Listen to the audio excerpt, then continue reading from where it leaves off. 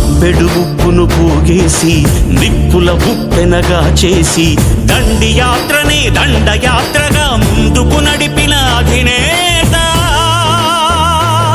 సిసలైన జగజ్జేత.